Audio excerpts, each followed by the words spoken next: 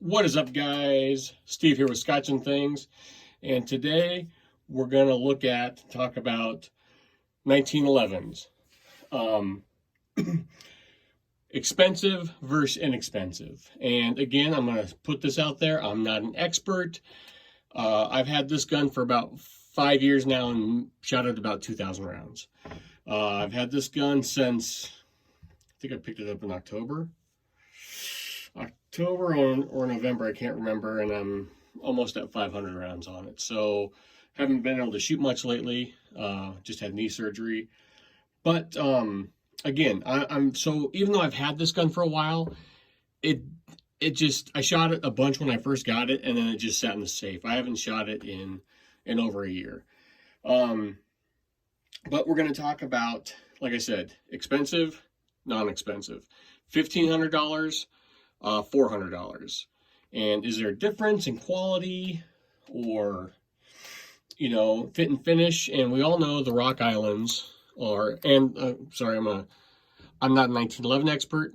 If you guys have watched any of my videos, you know that. I'm just starting to get back into them, enjoying them, and so I wanted to kind of compare the two I had.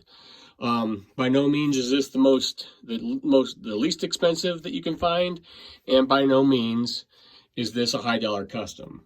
$1,500, I didn't get it for that, but that's what they're retail for. It was high dollar for me. It looks high dollar, and it's a very nice gun. But is it a true custom gun? Absolutely not. I know that. You guys know that. But I don't know very many guys who are, those custom guns get $2,000-$3,000 and up, and I don't know if the value's there, honestly, so to spend that much on the gun. So here we go. We all know Rock Island makes exceptional 1911s. They've got a great reputation, as far as I can see and what I've found, of making just inexpensive, reliable guns. And that's what this thing's been. Fit and finish. So a lot of people complain about, their pop metal or their MIM parts. MIM, I think it's mold injected metal, I think is what it stands for a lot of the, I don't think the slide is, or the frame, but all the extra parts on here, the safety, hammer, stuff like that would all be MIM. But I think this gun has a lot of MIM parts on it too, so where they can cut costs. This is this is pretty much a base model. It's not your base model, because you can change out the sights. It's got the skeletonized trigger, skeletonized hammer. It doesn't have the spur hammer or the solid trigger. This gun is great. It's not, you can hear it. It doesn't, there's some rattle to it where there's nothing on this gun. Listen to that. Absolutely nothing. And you can hear it on here. But like I said, I haven't had any issues with it. Pretty straightforward slide. Just some serrations back here. The sights are great on them. These guns are both clear, so if I'm handling around, the front of the weapon, they're clear. I know it. You don't have to see it because they're my guns and I know if they're clear or not. This one comes with a set of wood grips too that were just cheap junk, and I took those off right away. It also came with these rubber ones. I was going to get some different ones right away for it, but these rubber Rock Island grips have been decent. They do what they're supposed to do. So the difference is the trigger is actually, it's a pretty good, it's a pretty nice, but you can see, so we're here. I don't know, I think you can adjust that to take some of that out. Like, I'm not an expert, but it's got a decent trigger on it. A little noisy, a little loose. I don't know if that's what that over travel screw would take care of, but it doesn't really bother me, so I don't mess with it. It's got, ambi safety, which I like. I like it. Some guys don't. I just think the ambi safety's nice. It's a nice touch on this gun. A lot of high-end ones don't do it, and I don't know what the reasoning is for or against ambi safety, but I mean, great trigger on it. You know, the only downside, so where do they cut, how do they get this cheap? Obviously it's made in the Philippines. And the fit and finish is where, you know, obviously the MIM parts, but the fit and finish. So, you know, it's got basic, you know, you got your back strap checkering. It's got some, not checkering, but it's got some, on the front strap, it's got some lines there.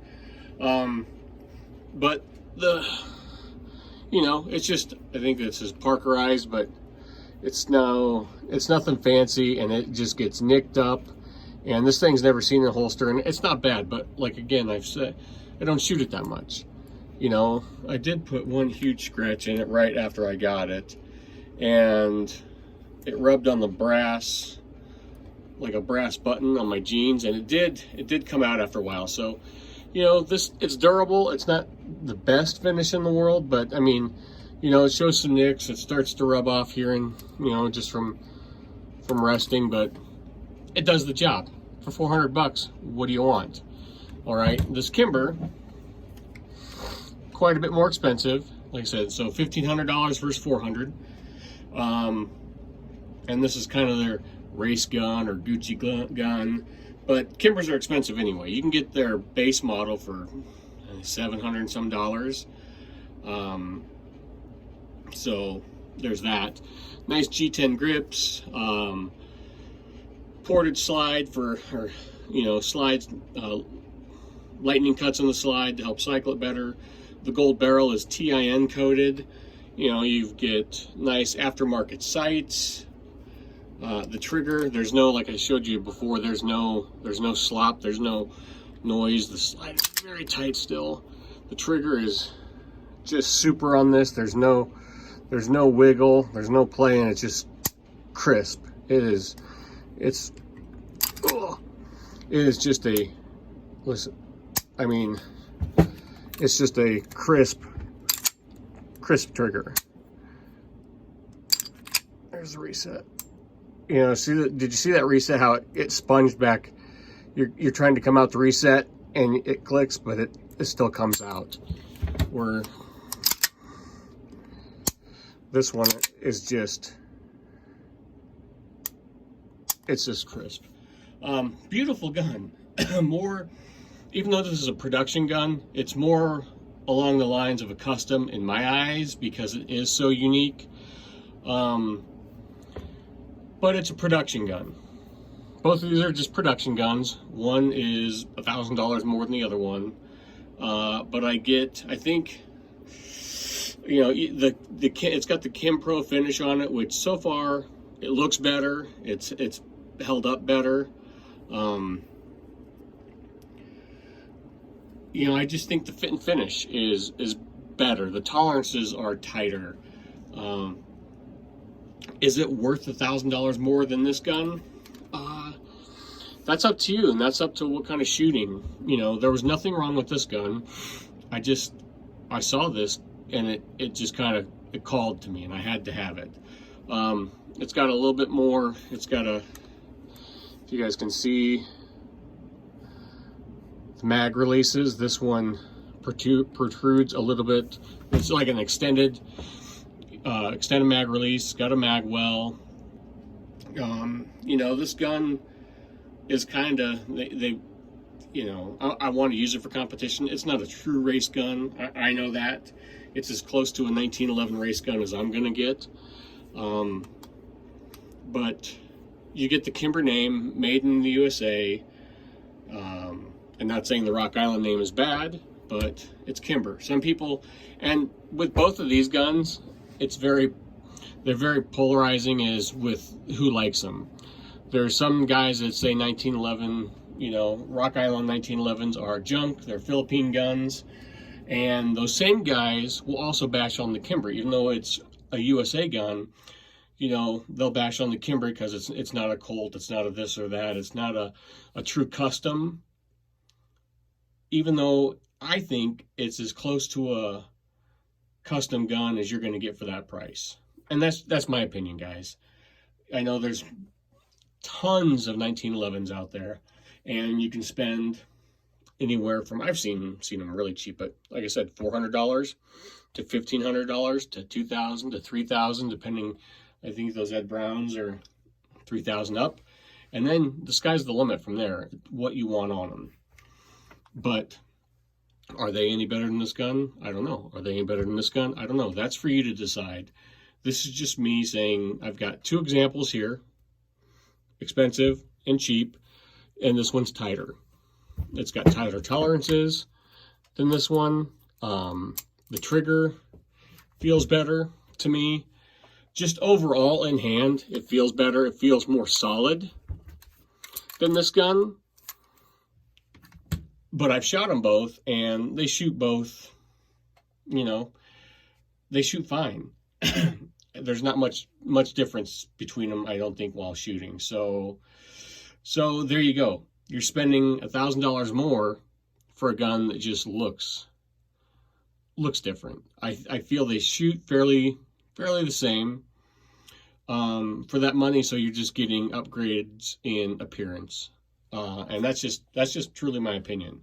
But as far as appearance goes, it's a darn good looking gun.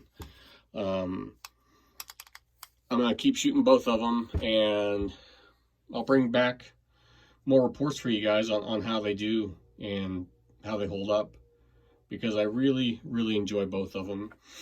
And let me know what you guys think. What are you shooting? What are your thoughts on 1911s? Do you need to spend, you know, a huge sum of money? And I've heard both your warranty claims here are, I've heard both companies are great on their warranty claims. I hope I don't ever have to turn one in for warranty.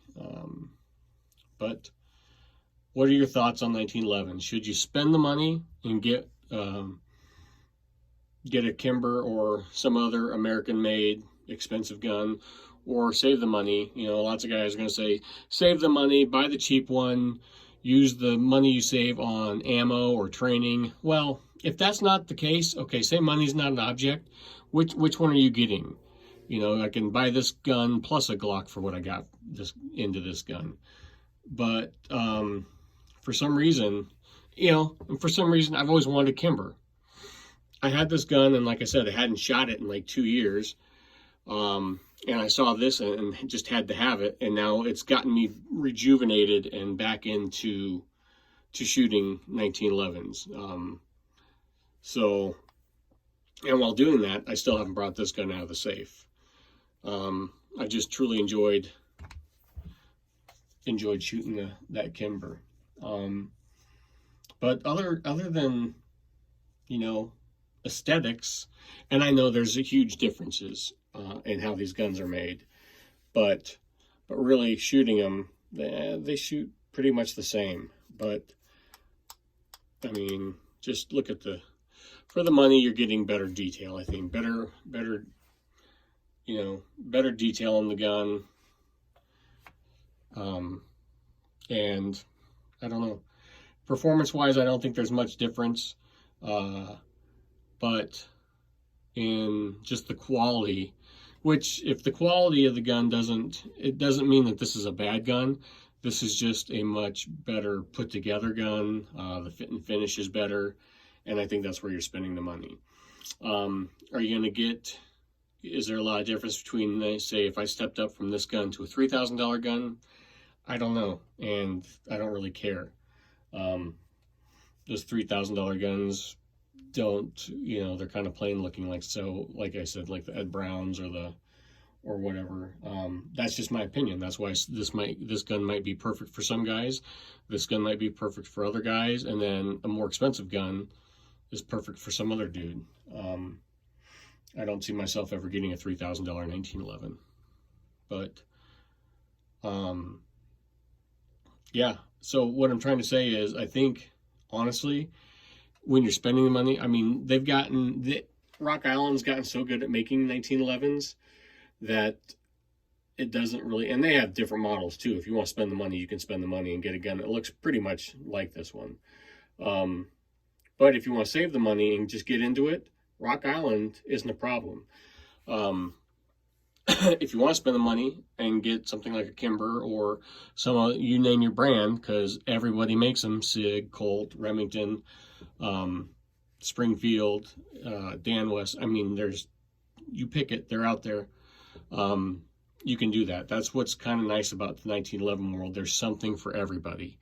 And if you do your research, they are all pretty much functioning pretty much how a gun should. I think it's all just come down to magazines now. You get yourself a good quality you're shooting good quality magazines with good quality ammo, and this gun is going to perform as well as this gun.